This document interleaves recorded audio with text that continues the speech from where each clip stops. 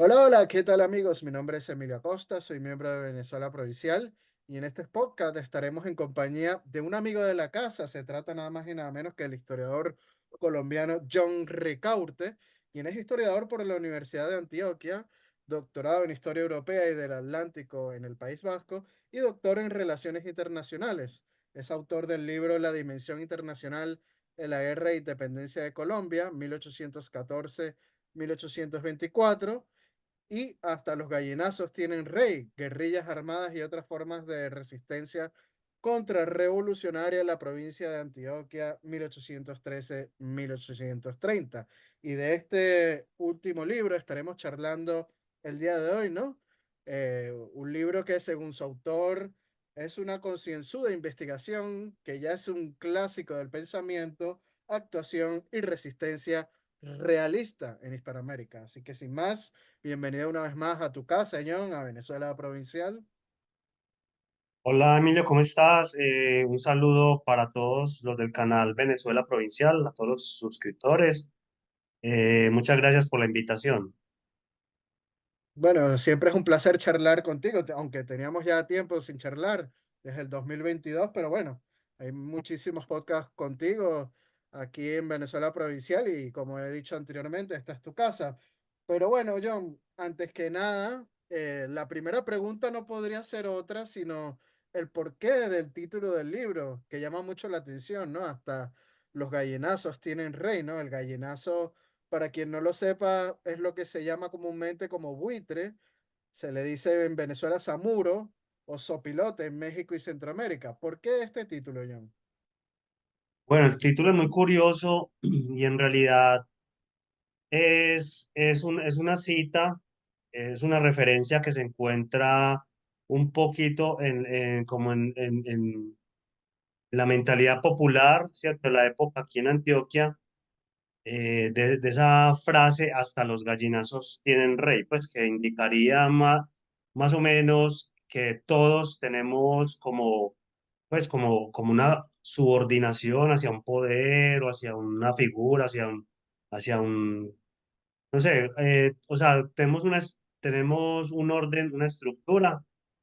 Entonces, la frase fue pronunciada por un esclavo en 1819, cuando el general José María Córdoba entra a la provincia de Antioquia y lo primero que hacen, tú sabrás, pues con todo lo que has documentado para el caso de Venezuela y Colombia, Ujú. primer lugar donde ellos van, o sea, los independentistas, es a las cajas y los reales tesoros, ¿cierto? A las cajas de amonedación, a las tesorerías, y Y en van, Bogotá, por pues. ejemplo, al primer sitio que fueron fue a la Real Hacienda y luego a la Casa de la Moneda de Bogotá. Exacto, entonces es digamos como el paso obligado. Entonces José María Córdoba, el tesorero pues, de ese entonces, era un español de apellido del Valle, era Francisco Antonio del Valle. Entonces le encuentra, o sea, toma posesión de las cajas. Dicen pues que con el sable es decir, le daña los libros y le dice que tiene un alcance o hace falta 300 pesos, me parece que era la cifra, y que se los tenía que conseguir para digamos, las 4 de la tarde. Si no le conseguía a las 4 de la tarde los 300 pesos, lo fusilaba, ¿cierto?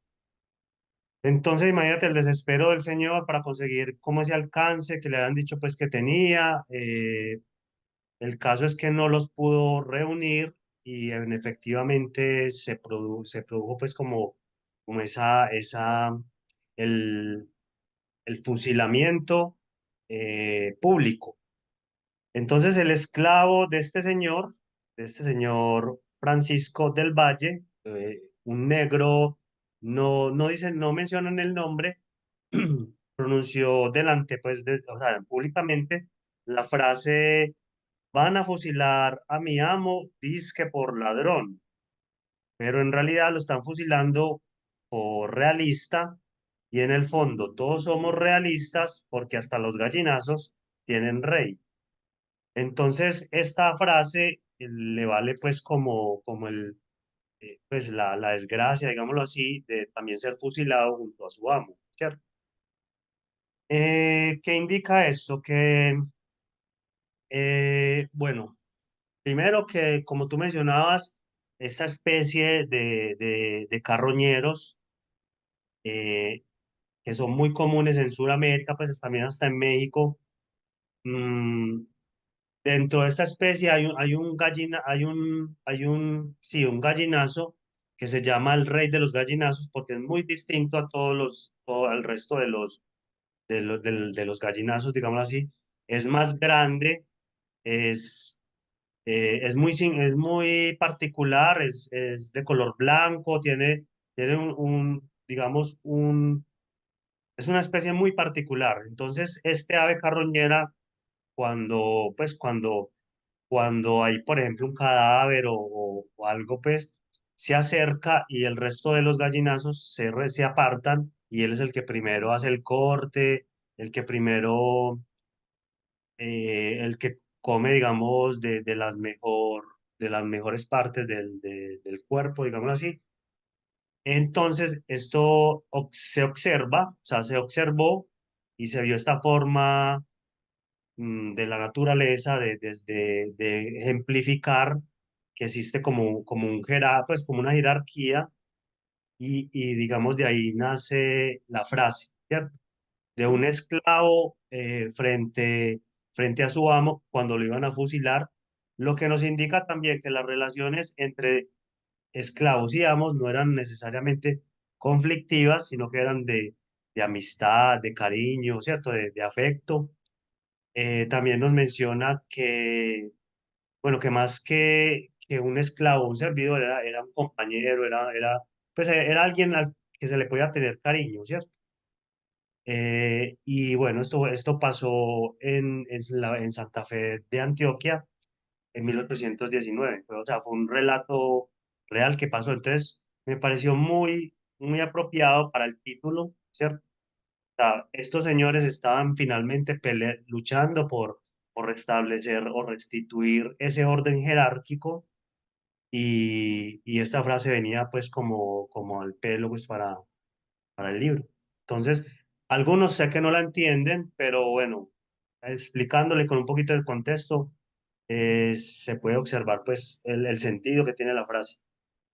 Sí, bueno, para los que son de distintas regiones, se puede traducir como que los buitres tienen rey, los zamuros tienen rey, entre otras, ¿no?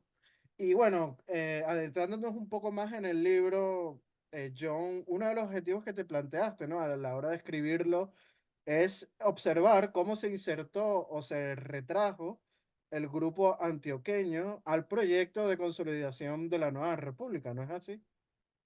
Sí, perdón, es muy importante este objetivo. Yo creo que fue el principal, lo primero que yo perseguía en este trabajo, pero más adelante se volvió, digamos, un objetivo primario, reseñar la actuación del grupo realista en la provincia. Pero, digámoslo así, cuando ya todo está perdido, cuando ya la República toma el control de todas las instituciones, cuando ya es difícil sostener la resistencia armada, ocurre otra resistencia que me parece importante llamar la atención y que yo creo que se presentaría para toda Hispanoamérica, que es ese acoplamiento a esa nueva realidad, ¿cierto? A la nueva institución. Entonces muchas veces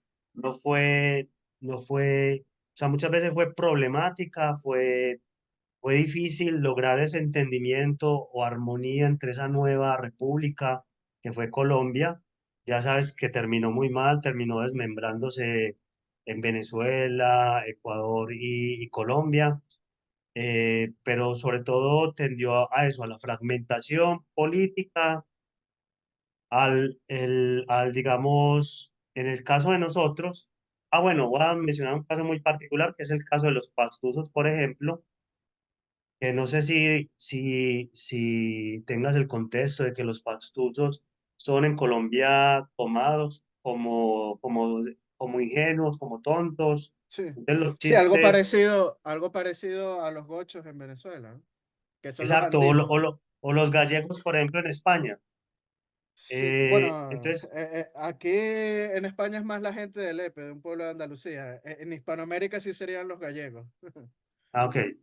Entonces se hace, cierto, se hacen chistes sobre como que son tontos, como torpes. Bueno, es un rezago de la época de la independencia frente bueno, los pastusos que lucharon hasta el último momento por defender al rey y no se acoplaron a la república. Entonces eso fue como una especie de estereotipo o estigma que se creó sobre ellos, ¿cierto? Como a raíz de eso, como tontos. En el caso de nosotros, es un estereotipo que, pues, pervive hasta el momento, que es como que somos apáticos, como hacia ese gobierno central, como que somos los contrabandistas. Ya verás todas esas series de Netflix que muestran, por ejemplo, a los antioqueños en el centro de toda esa conflictividad Ujú.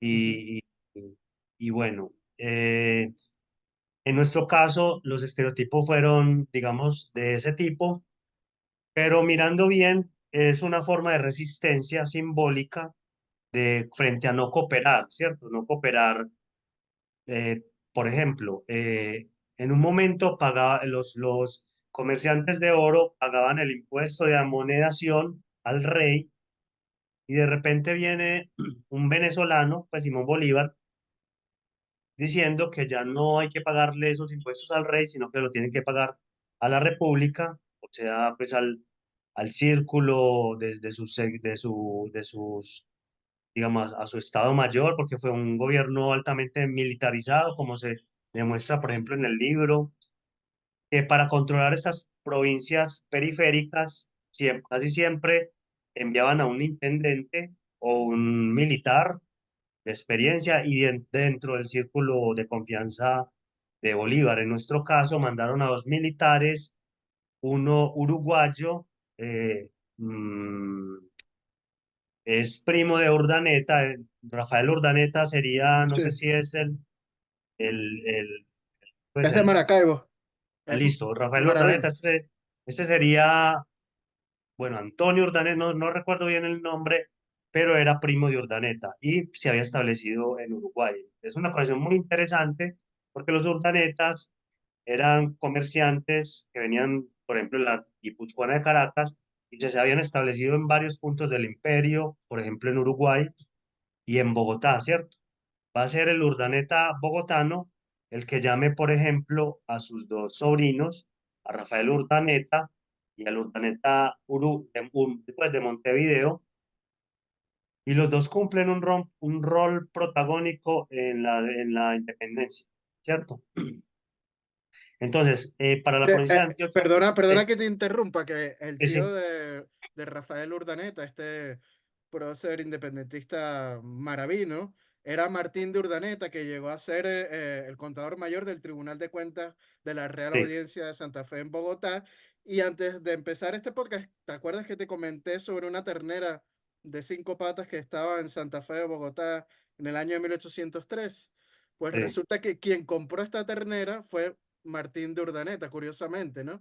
Y la envía a España para como regalo al rey para que ingresara pues la colección del Real Gabinete de Historia Natural que está en Madrid, ¿no? Curiosamente. Pero sí, bueno, no, continúa. todos esos datos, imagínate hasta dónde nos vamos para unir, o sea, para unir datos y cosas que, bueno, que sucedieron en aquella época. Pero Entonces, perdona, ese sí, dato lo pueden, el que acabo de decir de esta ternera de 5 patas, lo pueden leer más profundamente en mi libro de crónicas sobrenaturales del Imperio Español. qué bien. Entonces, bueno, entonces te contaba de Urdaneta, del Urdaneta antioqueño, que si no estoy mal era Antonio, eh, colaboracionista, obviamente con la República y militar. Luego de Urdaneta mandan a otro militar, en este caso era cartagenero, que es Urrueta, ese sí me sé el nombre, Gregorio María Urrueta Tatis, si no estoy mal, otro militar también dentro del círculo de militares. Entonces, todas estas provincias eran gobernadas con mano dura, con una mano militar, precisamente porque muchas eran sediciosas o muchas no cooperaban. Entonces, aquí es importante llamar la atención sobre una figura que se creó. Recuerda que la república que se hace toma el modelo francés. Ujú. Se discute si tomar el modelo de Estados Unidos de repúblicas federales o de estados federales. No, esta toma el modelo francés, lo copia tal cual. Entonces establecen cantones, intendencias y bueno, se me olvida la intendencia, el cantón y bueno, y la jefatura. Ujú. Digamos, este es Departamentos también. y perdón, los departamentos que son los más grandes, ¿cierto? Los departamentos contienen cantones, los cantones contienen las jefaturas, algo así. Entonces, hay una lucha, hay una pugna entre las jefaturas, que podríamos decir los caudillos locales, frente a esa intención de centralización del poder. Entonces, los jefes locales, los jefes que no son de la élite cercana a Bolívar, normalmente no cooperan, la gente no coopera, entonces prefiere, por ejemplo, los antioqueños, sacar el oro por contrabando que entregarlo a la República. Entonces, Bolívar hace un edicto, una orden de Ujú. que todas, o sea, suprime las casas de amonestación que habían, por ejemplo, en Antioquia y en Popayán. Y me imagino que en Venezuela también habían casas de amonestación. Sí, la Entonces, Real Casa de la Moneda de Caracas, por ejemplo. exacto, todo lo centraliza en Santa Fe de Bogotá. Entonces, y Antioquia, que es una provincia minera por naturaleza, es muy costoso llegar hasta Bogotá, atravesar los Andes todo el corazón de los Andes, luego el Magdalena, y luego volver a subir los Andes para llegar a Bogotá y amonedar allí el oro que se tiene en polvo o el oro que se tiene en granos, para que luego, pues para luego traer ya el oro, digamos, legalizado. Entonces es más fácil sacarlo de contrabando por el Urabá, por Panamá, por el Chocó, que hacer este proceso, ¿cierto?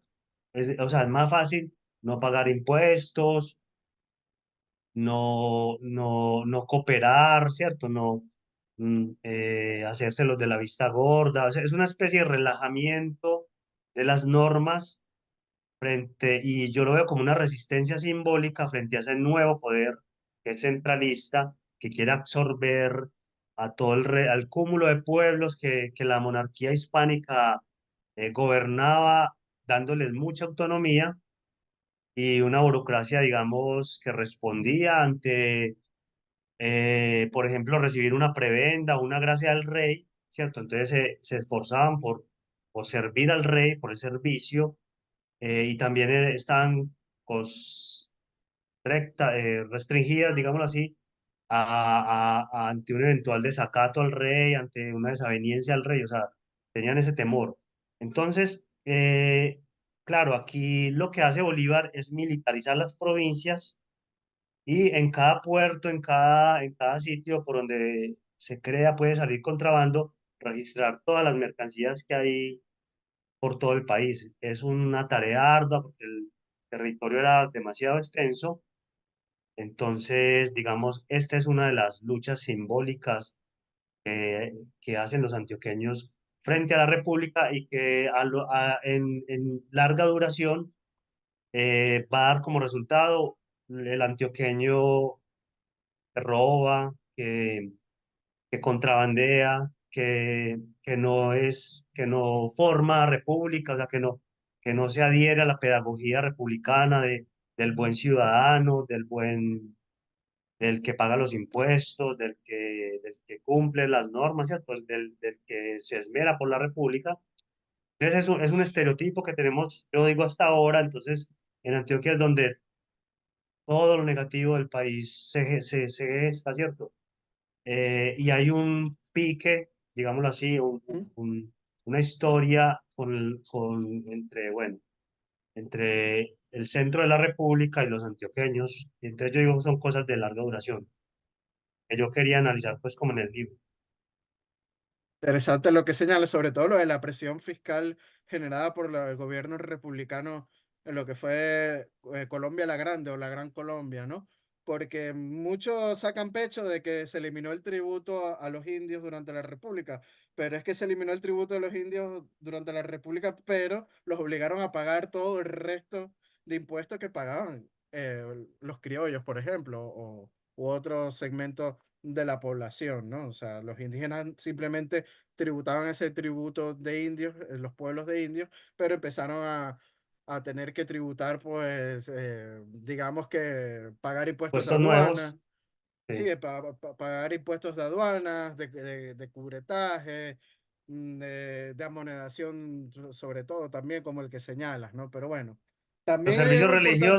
Los servicios religiosos que no los pagaban, por ejemplo, ya los comenzaban a pagar, ¿cierto? El casamiento, pues todo, o sea, es decir, todo el aparataje también religioso también se empezó a grabar y era Sí, voluntad, o sea, no era, digamos, obligación, sino que, pero quiero decir que también, o sea, todo se vuelve un gasto, todo se vuelve también lo fiscal, o sea, que lo fiscal es muy importante para sí, completar claro, este tema. es que justamente la presión fiscal se empieza a sentir más porque el gobierno está endeudado, está en la quiebra y entonces no le queda otra sino que empezar a cobrar y a inventarse impuestos nuevos, ¿no? Como es el caso. Pero Sí. Por cambiando un poco ejemplo, de tema, sí, pero para sí, respecto a eso, en el caso de Antioquia, existe una carta que Bolívar le manda a Santander en la que dice, exprima más a los antioqueños, que todos los jóvenes de Medellín se enlisten en el ejército, que todos los que puedan contribuir manden dinero, manden más dinero para pagar, específicamente mencionaba unas tropas, las que iban a ir justamente al sur, sí, la eh, campaña del a- a sur, sí. la campaña del A- sur. Entonces, sí, eso a no se le Perú y reconoce, a Bolivia. no se le reconoce, por ejemplo, a provincias como la de Antioquia, o sea, el oro de Antioquia pagó esas campañas del sur. Los hombres de Antioquia dieron su vida por esas campañas del sur, reclutados pues forzadamente, no voluntariamente, sino, pues imaginen la desgracia que puede ser que cojan a un individuo pues aquí en Medellín y lo manden a luchar por allá en una guerra la cual era ajena.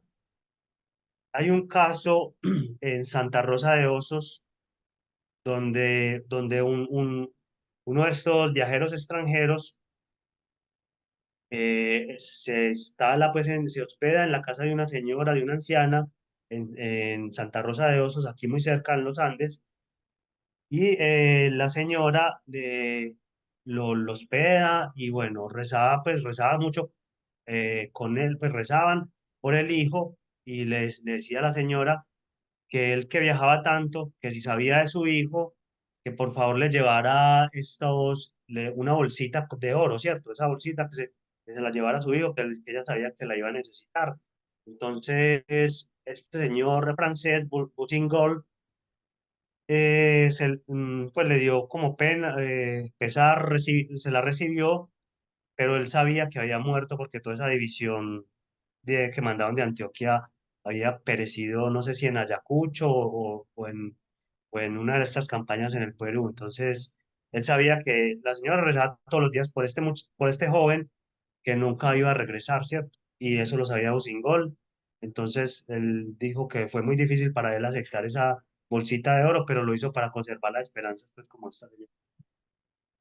Sí, no, bueno, igual pasó en lo que fue Venezuela, ¿no? Mucha gente que vino desde los llanos hasta el Perú a una guerra casi que no tenían nada que ver. Pero yéndonos otra vez al tema central del podcast, que es tu libro, John, ahí señalas que durante la guerra se generaron una serie de sediciones, pugnas y enfrentamientos tomados, hay que decirlo, por la historiografía como guerras civiles o guerras de provincias hermanas. Y esto sucede curiosamente también en Venezuela, ¿no?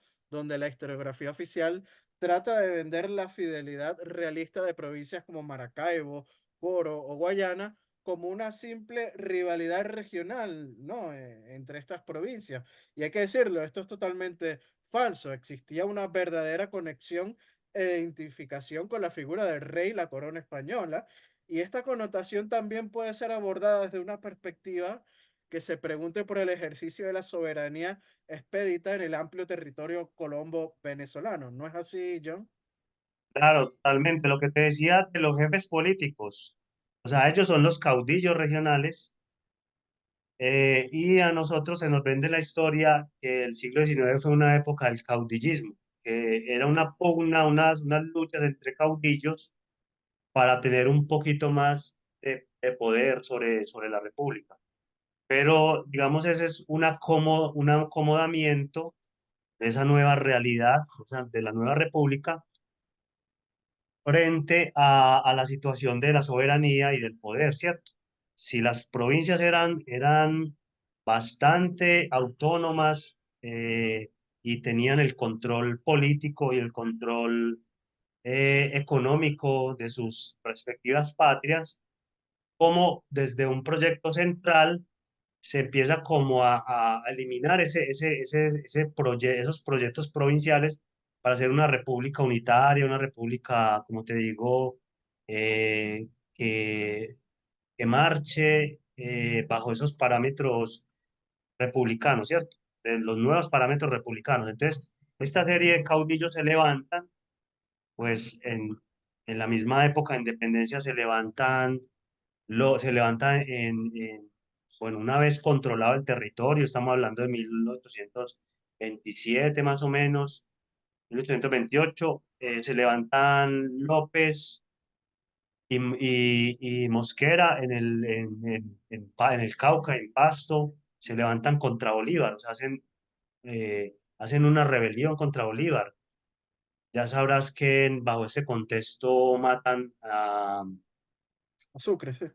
Sucre y bueno, el mismo general José María Córdoba, del que empezamos hablando pues en este podcast, el mismo general José María Córdoba en 1829 se levanta contra Bolívar para establecer la Constitución de Cúcuta, que sabrás que fue abolida en 1828 más o menos, había el proyecto desde el 27, fue a Bolívar para hacer una constitución vitalicia, es decir, para reproducir lo que había hecho en Bolivia, la constitución de Bolívar, instaurarla en Colombia.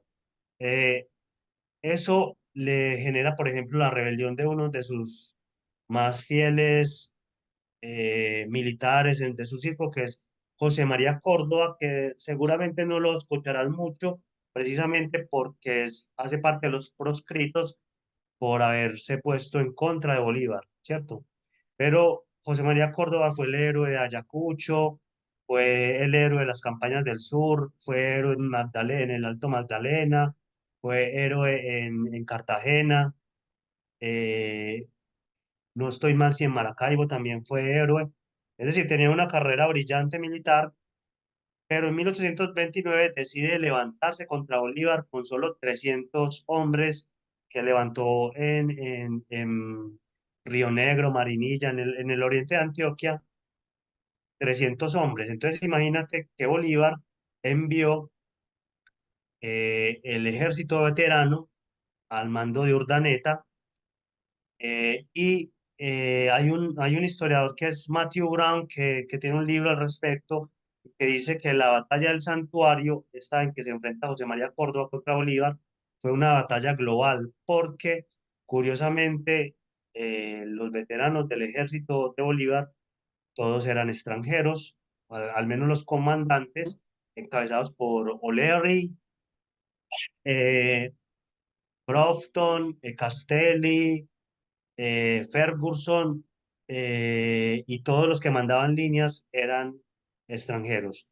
¿Y quien mata a José María Córdoba? Lo mata de una forma humillante, pues de una forma de que un general con los honores que él tenía no merecía ser asesinado, merecía un juicio y ser condenado pues a un juicio.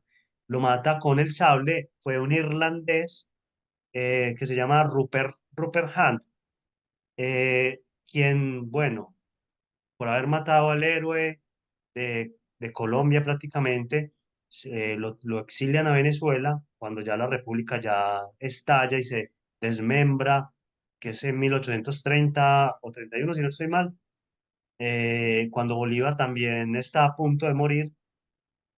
Entonces, esa sedición, por ejemplo, de José María Córdoba, también ocurre frente a ese poder que ejercía Bolívar, frente a esa dictadura vitalicia pues, que quería instaurar. Es importante esto que mencionas porque en el libro señalas que en contraste con el número de mercenarios extranjeros en el bando republicano empleados para la guerra, en el ejército realista era mayoritariamente un ejército nacional, ¿no? Que era compuesto por súbditos fieles a la nación española y paradójicamente nacidos en su mayor parte en América. Particularmente señalas que los contingentes llegados de Europa con la expedición de Pablo Morillo, unos 12.000 soldados, se redujeron considerablemente a causa de varios factores, ¿no? Entre ellos las enfermedades y los climas de la geografía, ¿no? Y que muchos fueron caídos en batallas también, en emboscadas.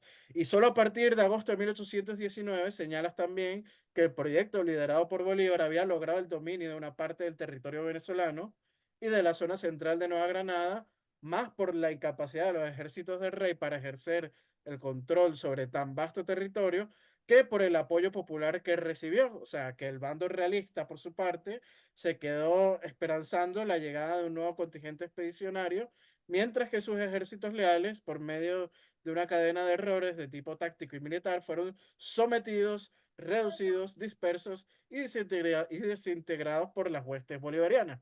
Háblanos un poco de esto, John.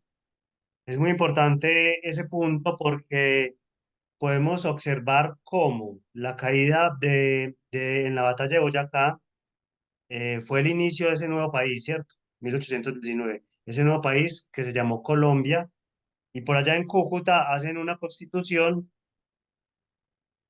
cuando solo tenían una franja, el control de una franja del territorio, o sea, la provincia de Cundinamarca, ¿cierto?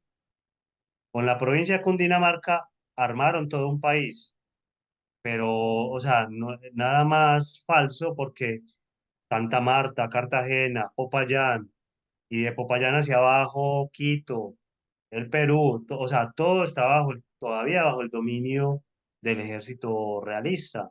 Hasta Panamá. Panamá, obviamente.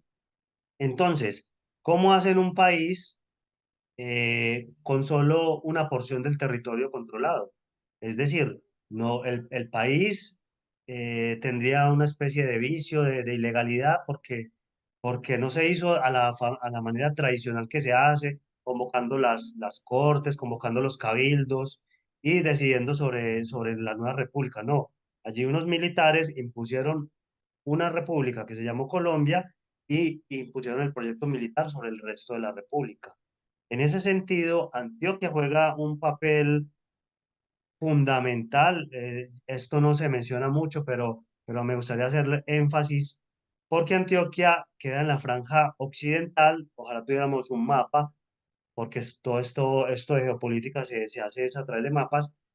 Eh, ¿Qué sucede? Colombia es un país prácticamente que está dividido por dos grandes ríos, que es el Cauca y el Magdalena. Ujú. Eh, un, no sé si Diosdado Cabello, uno de estos, mencionaba que invadir a Colombia era tan fácil porque mandaban unos aviones, dinamitaban todos los puentes que había sobre el Magdalena, y ya el país quedaba partido en dos, entonces luego enviaban una flota de tanques y ya quedaba al menos la mitad del territorio ya controlado.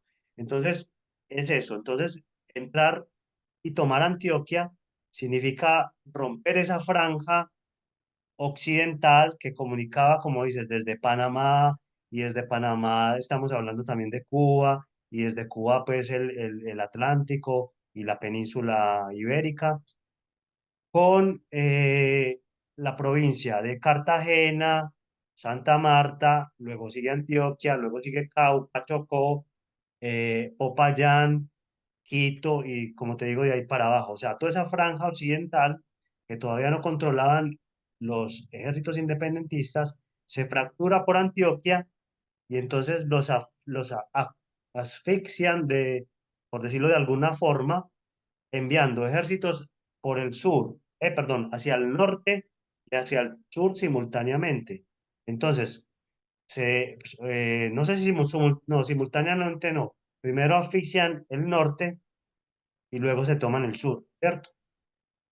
Pero todo desde Antioquia, todo desde el Magdalena como vaso comunicante, pues, como el país y entonces,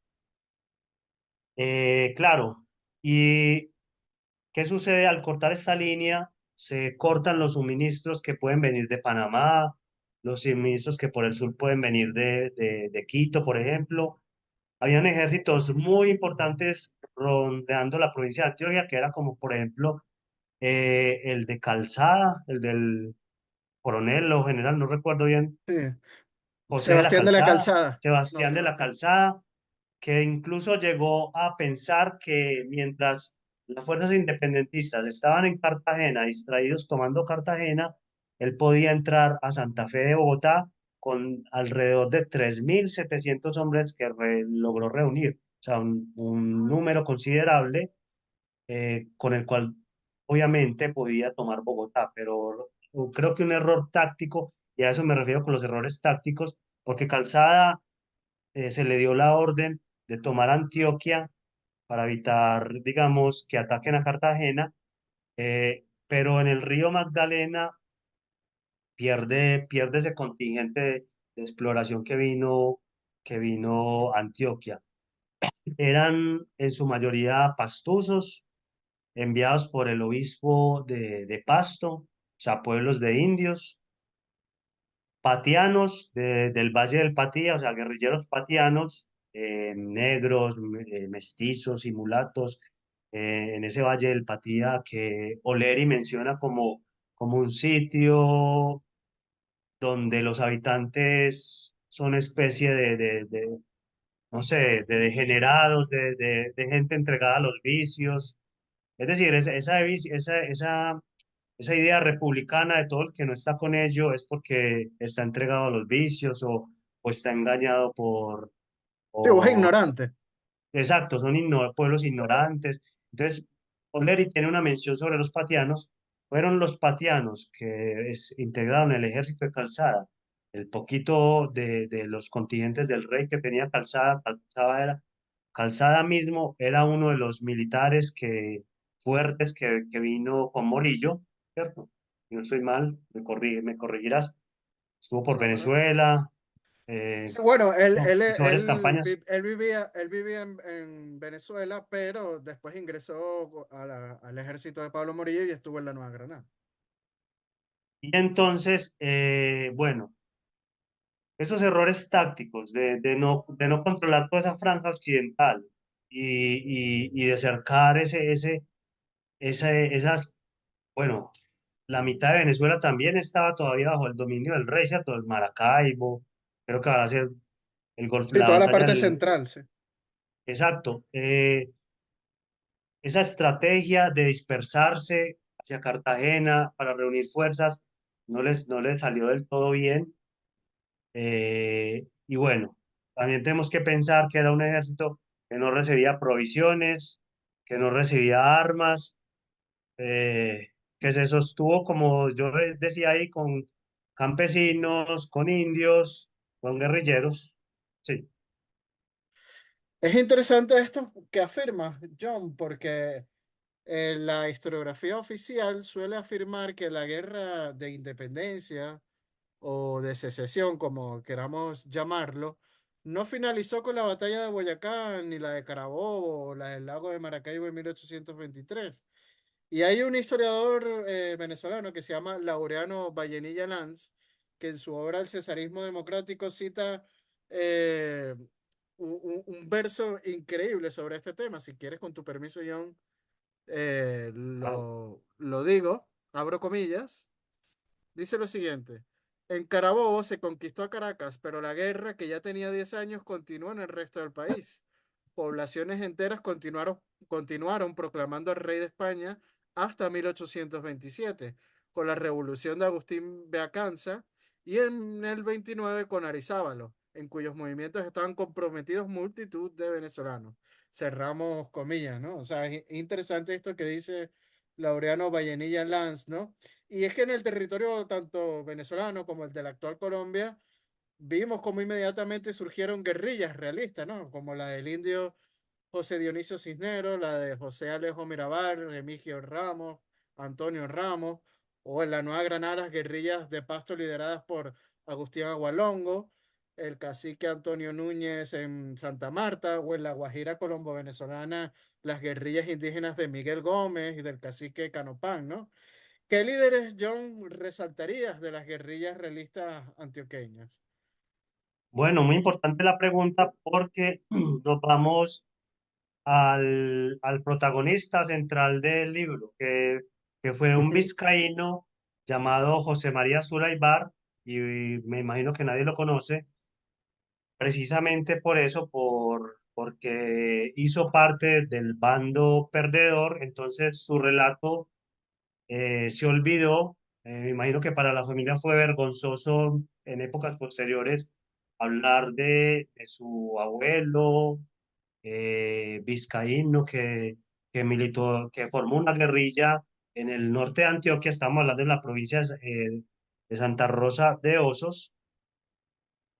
Eh, Allí formó un grupo miliciano con sus cuñados de apellido Barrientos, sobre los cuales el gobernador civil de la provincia, el gobernador militar fue José María Córdoba. El gobernador civil de la provincia, eh, su cuñado, que era Francisco Montoya, le pidió el indulto. Pues una vez terminado la batalla de Boyacá y fueron derrotados, le pidió el indulto para estas familias, ¿cierto? Las Zulaibar, las Barrientos, Vázquez, entre otras, de Santa Rosa de Osos, que participaron en esa especie de resistencia contrarrevolucionaria. Al principio, Restrepo, el gobernador, como te digo, civil de la provincia, no fue muy, o sea, dijo que no era posible eh, dar el indulto a estas familias. Entonces, bueno, pero sin embargo, tiempo después retomó y pidió a Santander un indulto generalizado para todas estas familias. Entonces, lo que mencionaba es que yo rescataría como líder principal a Zulaibar. De hecho, realizó varias acciones como la toma de Cáceres, que es una población también en el norte de Antioquia, y la toma, y bueno, el control de ese territorio norte de la provincia. Eh, Participaron en una, bueno, aquí le llaman batalla, pero en realidad no fue una batalla. Eso fue una escaramuza o no sé, un encuentro, porque Eso es muy normal en la historiografía oficial, ¿no? Que las sí, escaramuzas las tildan de batallas, ¿no? exacto, la batalla de Chorros Blancos, que es supuestamente la que liberó a Antioquia de los realistas. Venían las tropas de Guarleta por el norte, eran muy poquitos, eran unos 300 hombres. Bueno, en realidad siempre la toma de Antioquia va a ser muy pequeña, en muy pequeña escala.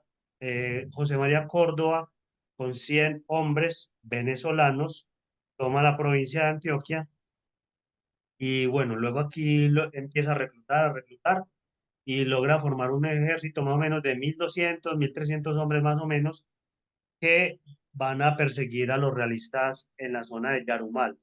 Cuando José María entra a Yarumal, también fusila al alcalde español. Entonces José María se acoge a la política de Bolívar de guerra-muerte, ¿cierto?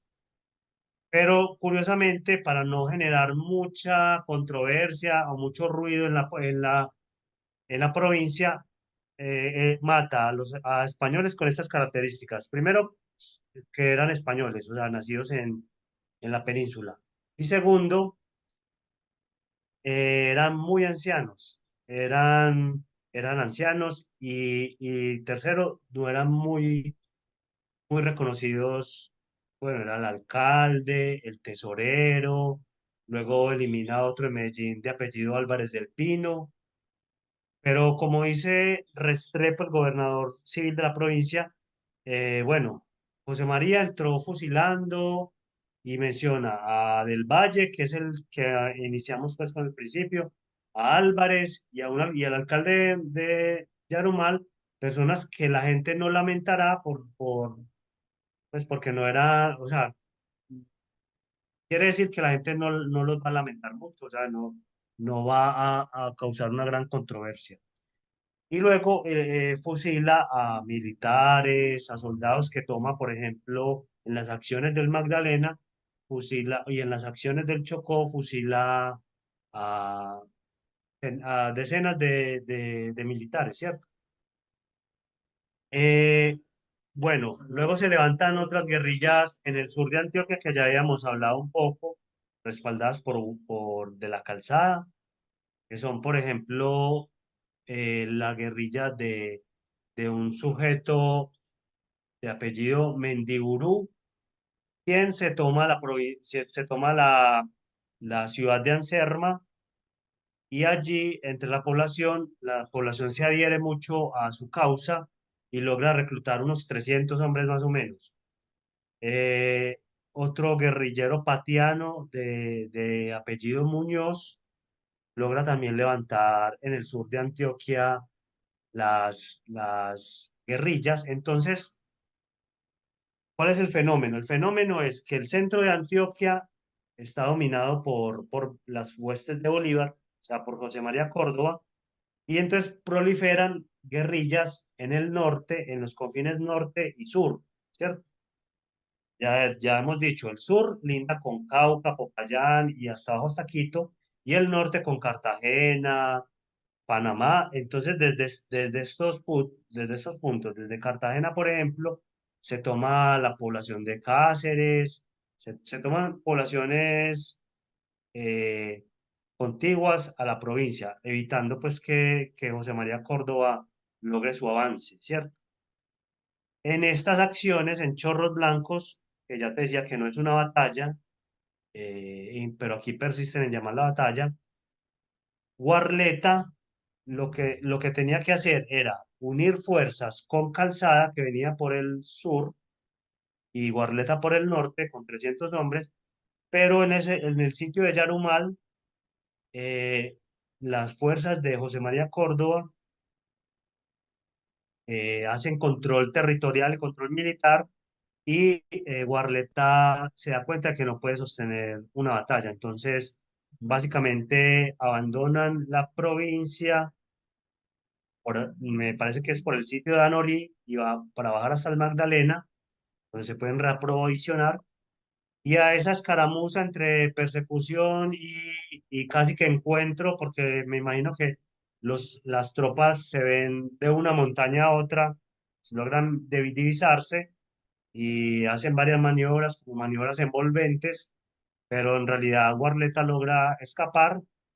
Esa la llaman la batalla de Antioquia, pues que liberó la provincia. Entonces, bueno, persisten guerrillas, pequeños focos de guerrilleros que son armados por la misma población y que no tienen, que cumplen la característica de que no están apertrechados, no están entrenados, no tienen armas, no tienen mayor presencia, pues mayor fuerza militar para presentar batalla. Solo hacen control territorial, ubican a tropas enemigas, interceptan las comunicaciones, eh, hacen emboscadas, por ejemplo, pero no da para más. Es interesante, ¿no? Porque las guerrillas realistas, como por ejemplo las del Indio Cisneros en Venezuela, luchó una guerra de guerrillas por 11 años hasta 1830, ¿no? En procura y defensa de la corona española y la religión católica, ¿no? En contra de la naciente república. En espera, John, sobre todo, de auxilios que fueran enviados de la península o de otros territorios americanos, aún controlados por la monarquía hispánica, como lo eran entonces la isla de Cuba y Puerto Rico.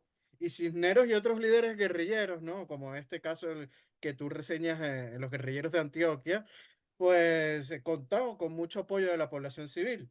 Y te tengo una pregunta, John.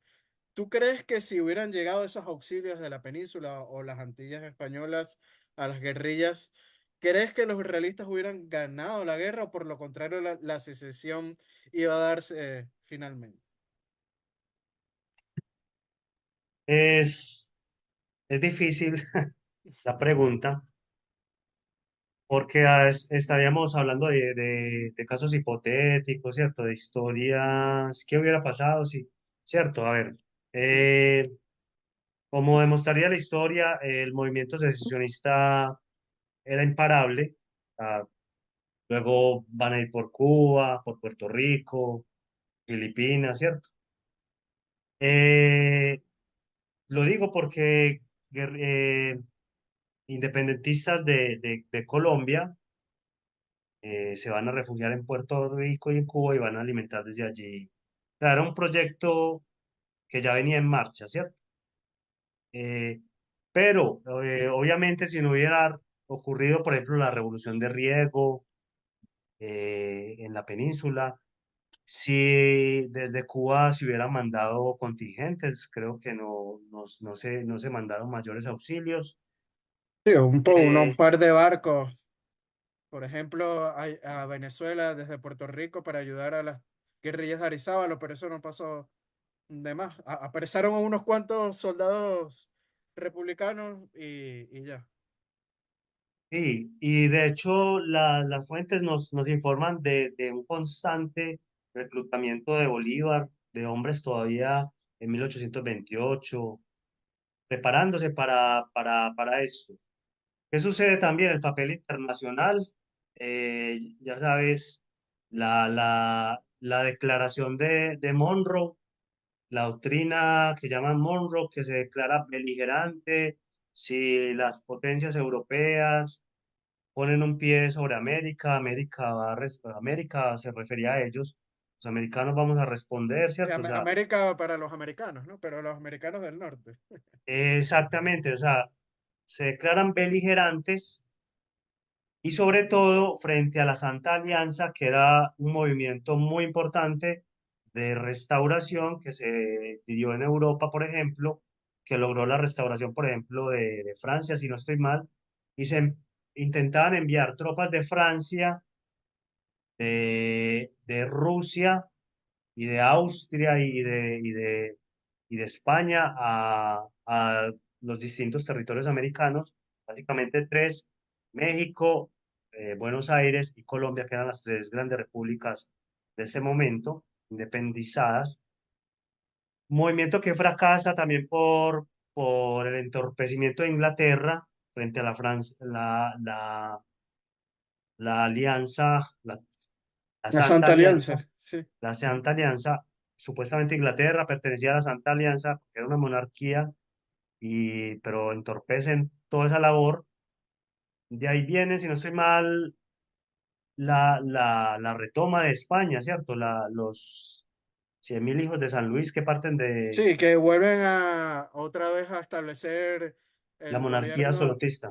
la monarquía absoluta en el trono a Fernando VII, ¿no? Quitando a la Constitución del Cádiz de Exacto, esas 1812. eran las esperanzas a las que se aferraron muchos realistas hispanoamericanos de que ese triunfo de contrarrevolucionario, ese movimiento contrarrevolucionario triunfara tanto en Francia, en España, en toda Europa y desde Europa se mandaran esos auxilios.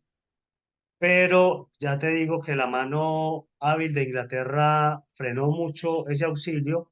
De hecho, las monarquías absolutistas europeas contribuyeron mucho a que el movimiento no independentista no creciera. Por ejemplo, recuerdo el papel de Rusia frente a Suecia cuando Suecia estaba enviando demasiados hombres, barcos y armas, triangulándolos a través de la isla de o San Bartolomé en el Caribe hacia Colombia.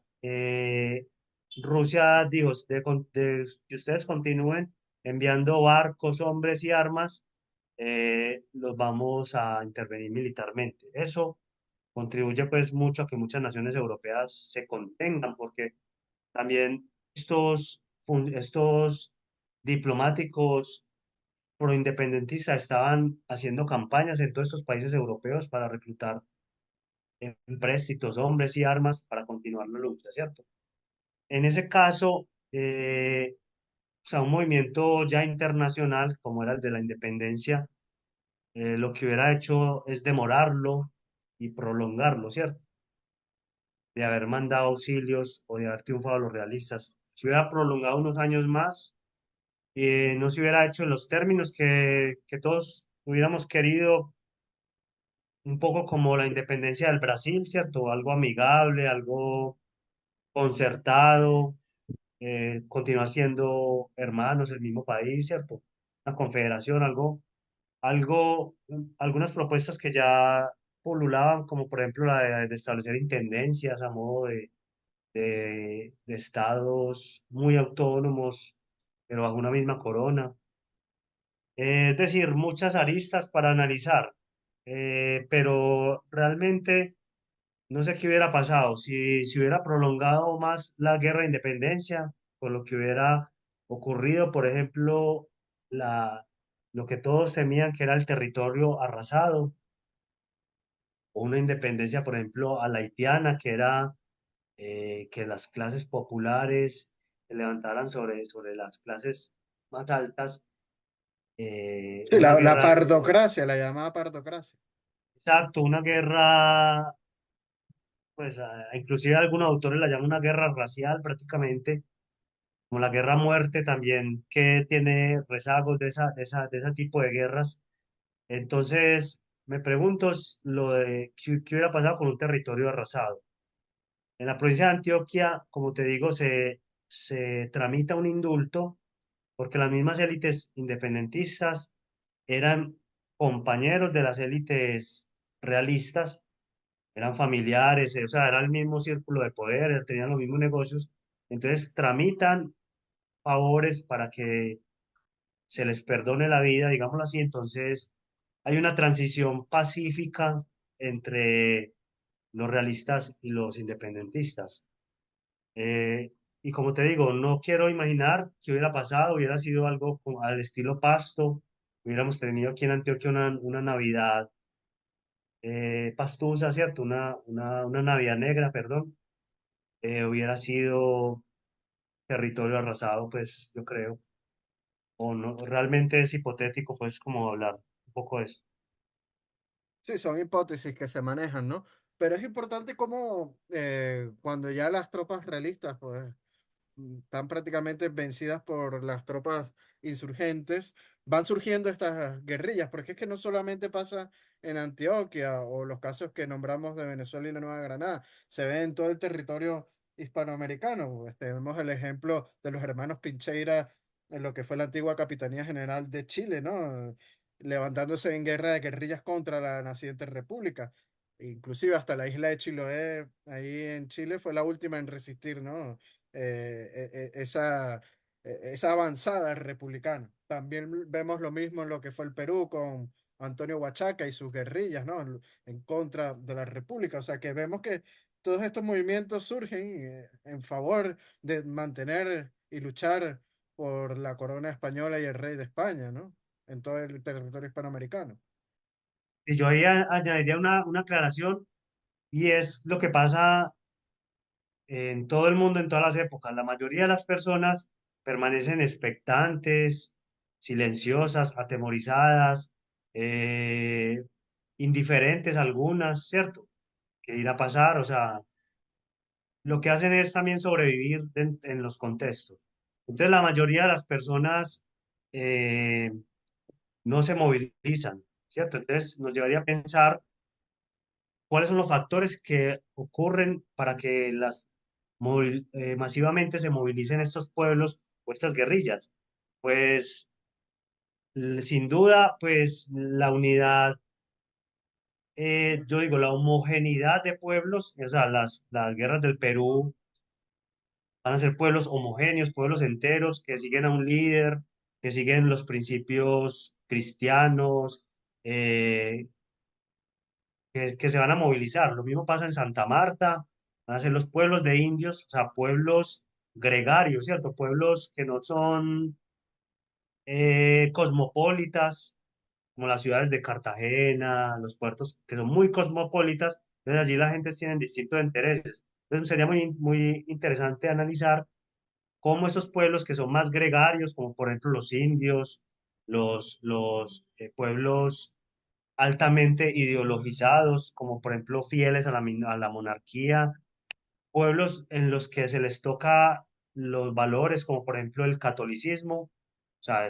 reaccionan porque digamos, son motivos que llevan masivamente a estas luchas reaccionarias, digámoslo así.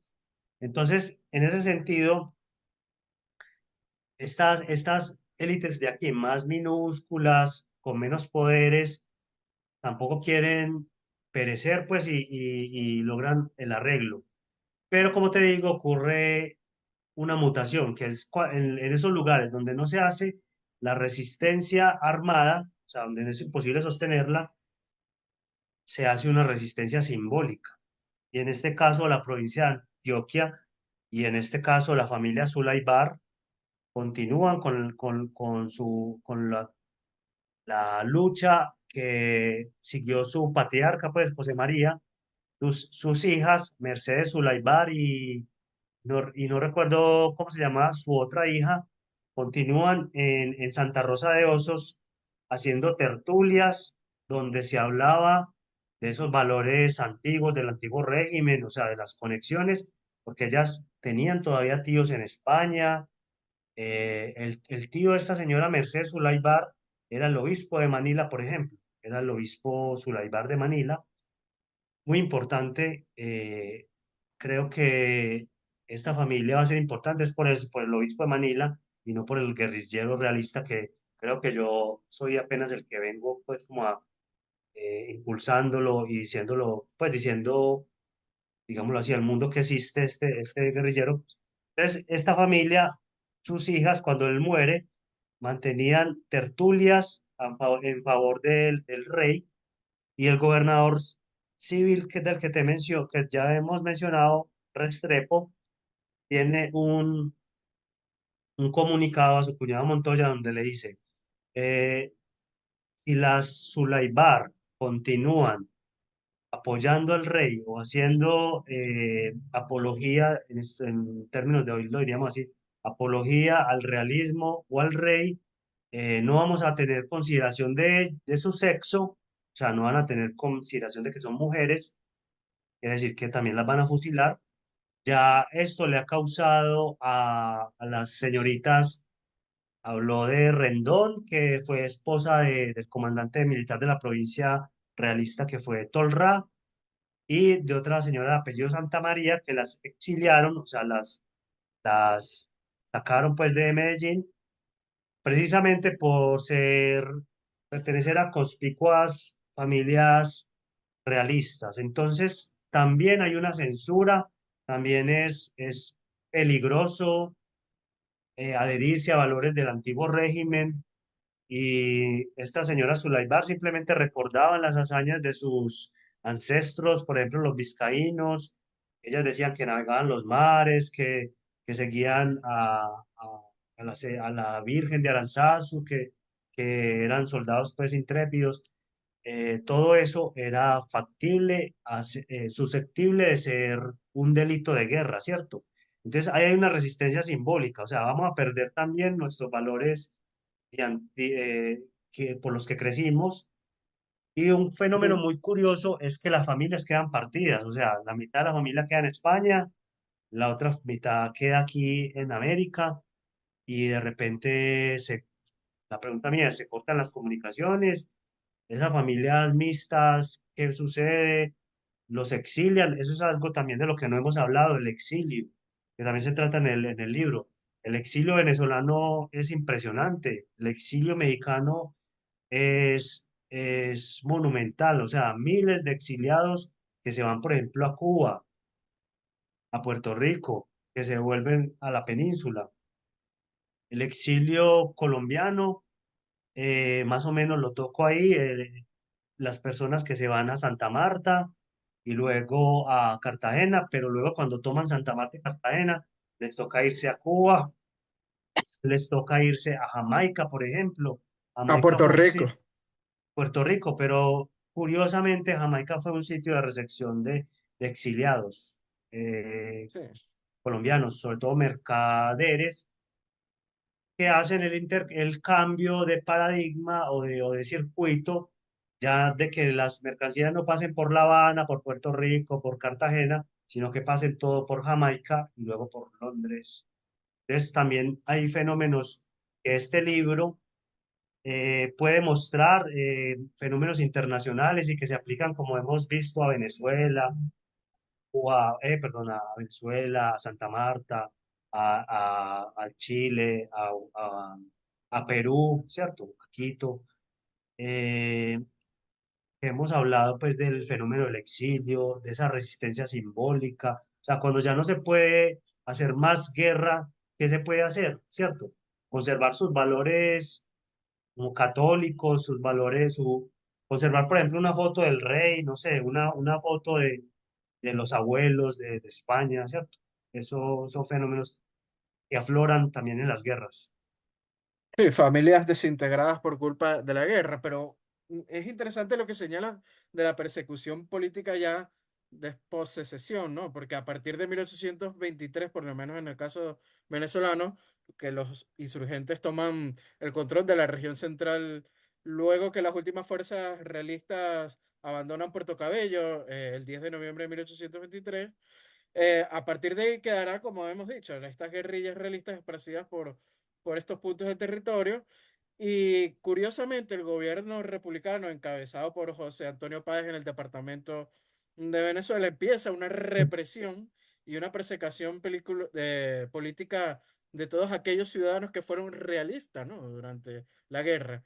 Y un testigo muy importante, John, de estos años post-independencia, fue el encargado de negocios y cónsul de la Gran Bretaña en Caracas, que es Sir Robert Kerr Porter, me imagino que ha estudiado bastante. Y en su diario, él cita un episodio de persecución fechado en el 3 de octubre de 1827. Si quieres te lo cito porque es muy interesante lo que dice Sir Robert Kerr Porter. Con tu permiso, John, abro comillas. Se ha detenido a un par de curas, Fray José García y el doctor José de Díaz, y ambos han sido enviados a las mazmorras de La Guaira. Se han encontrado en su poder proclamas y otros documentos que demuestran su correspondencia con España, a raíz de lo cual el general Páez ha emitido una proclama solicitando a todos aquellos que poseen cualquier documento similar o sepan dónde encontrarlo, que lo entreguen, ya sea al intendente o al comandante de armas, dentro de los 6 días siguientes a la emisión de este mandato. Si se descubre alguno después de esta fecha, el castigo será la pena de muerte. Y hay que decir que el historiador canario Manuel Hernández González dice que Fray José García era un dominicano que participó en la rebelión de Sabana del Teque y que el 27 de octubre de 1827 fue expulsado fulminantemente de Venezuela hacia Curazao en la goleta María Carolina, y el pasaporte estaba firmado por el comandante general Lino Clemente para ser despachado de Venezuela, ¿no? Lamentablemente esta persecución política sucedió después de las independencias. Sí, este Lino Clemente me parece que fue uno de los primeros que hizo el estudio sobre la deuda externa, ¿no? Sí, es uno de estos generales republicanos. Bueno, ¿qué te iba a decir respecto a eso? No, eso nos abre muchas líneas de investigación. Por ejemplo, hablabas de estos religiosos, cómo, cómo, igual que en Francia, en la época de la Revolución, se cambia el modelo de religioso por religiosos adoctrinados o serviles a la República y se intentan eliminar a todos los religiosos que todavía conserven indicios o rezagos de realismo o de las viejas prácticas. Incluso se llegan a prohibir algunas oraciones. En este momento no recuerdo cuál era el Teodeum, no recuerdo bien, pero se prohíben incluso oraciones, se hacen clandestinamente en casas, se hacen los ritos, pues los ritos católicos, se hacen de manera clandestina. Hay una mala relación con el Vaticano, o sea, no se firma, se cae el concordato, que es las relaciones que permiten, el mismo Vaticano no reconoce la independencia. Desde ese punto de vista, por ejemplo, Bueno, hay una persecución. después, después las reconocen y es justamente Fernando VII el que rompe relaciones con el Vaticano. Sí. Entonces hay una persecución religiosa, una persecución política, una persecución ideológica, una pedagogía republicana que se instaura en los manuales de urbanidad, por ejemplo, en, lo- en todo esto que hablábamos de los jefes políticos en los cantones, eh, para que los ciudadanos, pues para formar al ciudadano, nada más y nada menos que formar al ciudadano, que es algo novedoso, o sea, algo eh, que se inserta, pues algo que es bastante nuevo para las personas de acá, ser ciudadanos de repente, y todos estos valores que trae el republicanismo, ¿cierto?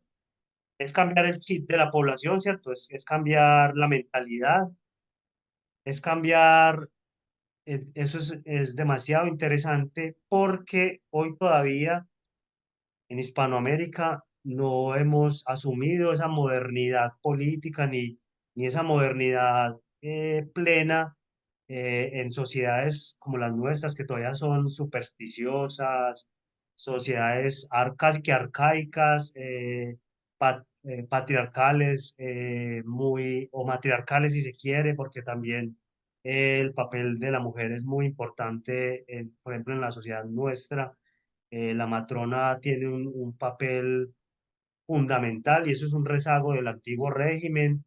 El catolicismo todavía es un rezago del antiguo régimen porque se supone que ya debió haber sido eliminado en todos estos 200 años, toda esta mentalidad, esa mentalidad de antiguo régimen, es mentalidad, por ejemplo, supersticiosa, que en la superstición, yo viniendo pues de un pueblo donde los refranes, los dichos populares, como este, por ejemplo, hasta los gallinazos tienen rey, pululan pues y sobre todo en los mayores, en los adultos, que nos hablan de una España arcaica todavía, o sea, nos hablan de una España que todavía se conserva en estas montañas, eh, y que no pudo eliminar la república o todo el republicanismo o la modernidad. Entonces, esa persecución, no es otra cosa sino eliminar el pensamiento realista, la concepción del mundo que se tenía, por ejemplo, las sociedades indígenas, cómo hacer que los indígenas, que es una sociedad, como te digo, gregaria, cerrada, una sociedad particular que sobrevivía paralelamente, un modelo que sobrevivía paralelo al sistema español blanco, digámoslo así, cómo hacer que ellos se hagan ciudadanos, ¿cierto? Cómo hacer que ellos paguen impuestos, cómo hacer que ellos eh, tengan matrimonios mixtos, o sea, que no se casen entre ellos y no conserven las jerarquías piramidales, el cacicazgo, las estructuras antiguas. Es decir, es un cambio, de ahí la persecución, la persecución, porque amenaza que el sistema se venga abajo, ¿cierto? Porque una nueva generación retoma las ideas de sus padres y se cae todo el sistema. Entonces, ellos no podían permitir el lujo de que el sistema se cayera, entonces por eso la persecución y las leyes políticas encaminadas a formar al ciudadano, a formar la nación, a formar el país. Y mira que hasta apenas hace poco podemos nosotros hablar en no muy buenos términos de estos héroes de la independencia, sin que nos digan que somos apátridas o que somos o bueno, nos acusen o nos hagan un proceso, ¿cierto? Porque creo que hasta hace poco no se podía hablar o nadie se atrevía a hablar así de los próceres. Sí, totalmente de acuerdo contigo. De hecho, el caudillismo es uno de esos rezagos que Fenómenos. nos viene del antiguo régimen, porque es que estamos buscando la figura del rey de España en estos nuevos caudillos, este el caudillo que lidere a la república y nos guíe, ¿no? Es ese rezago del antiguo régimen de buscar a la figura del rey de España inconscientemente, por supuesto. Bueno, John, ya nos quedan 2 minutos. Recordarles a nuestro público que el libro de John, Hasta los gallinazos tienen rey, pueden conseguirlo en Amazon a nivel mundial. Y bueno, las cámaras de Venezuela Provincial son todas tuyas para despedirte de nuestro público rápidamente, que nos quedan 2 minutos. Bueno, muchas gracias, Emilio, y a Venezuela Provincial por la oportunidad pues de narrar pues este libro y de proyectarlo y decir pues que espero que se convierta como pues lo he dicho en un clásico del pensamiento contrarrevolucionario, de la contrarrevolución hispanoamericana. O sea, existió una contrarrevolución. Provincias como la de Antioquia no abrazaron la independencia tempranamente, fue impuesta, fue forzada, fue artificial, ¿cierto? Entonces espero aportar pues como a la comprensión de este fenómeno y sin duda pues con tu ayuda, pues con este honor que me haces de poder presentar en tu canal, pues en el canal de Venezuela Provincial. Quedo muy agradecido y bueno, estaremos aquí pues para futuras colaboraciones cuando quieras. Seguro, John, esta es tu casa para cuando quieras. Y bueno, recordarle a nuestro público que si le gustó este video, darle me gusta y compartirlo para así llegar a más personas. Nuestros artículos de investigación histórica pueden leerlos tanto en nuestro Instagram como en Facebook de Venezuela Provincial. Aprovechamos rápidamente para enviarles un fuerte saludo y abrazo a nuestros mecenas como lo son Gabriel Arrieta, Ángel Suárez, Juan Cristóbal García, Lomel Sam, Daniel Sierra, Domingo González, Miguel Curvelo, Mario Pérez y África del Valle. Si quieren ser mecenas o patrocinantes de nuestro proyecto de divulgación histórica, pueden hacerlo a través del Patreon de Venezuela Provincial. Así que bueno, John, te mando un fuerte abrazo hasta la hermosa hermana República de Colombia y hasta la próxima. Chao, chao. Un abrazo, hasta luego, Adiós. muchas gracias. Adiós.